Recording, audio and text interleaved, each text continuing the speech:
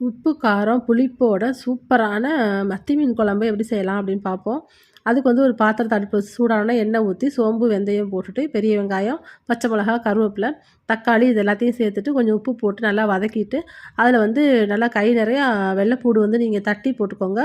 உரித்து போட்டுக்கலாம். நீங்கள் தோலோடையும் போட்டுக்கலாம். ரொம்ப ருசியாக இருக்கும். அதுக்கப்புறம் மிளகாய் தூளும் குழம்பு மிளகாய் தூளும் அந்த எண்ணெயிலே போட்டு நல்லா வதக்கிக்கோங்க. நான் வந்து இன்னைக்கு கருப்பு புளி வந்து எடுத்துருக்கிறேன் குழம்புக்கு. பழைய புளி ரொம்ப ருசியாக இருக்கும் மீன் குழம்புக்கு. அதையும் வந்து கரைச்சி ஊற்றி தேவையான அளவு தண்ணி ஊற்றி நல்லா வந்து கொதிக்க வச்சுட்டு அதுக்கப்புறம் மத்தி மீன் வந்து நம்ம அதில் வந்து போட்டுக்கலாம்.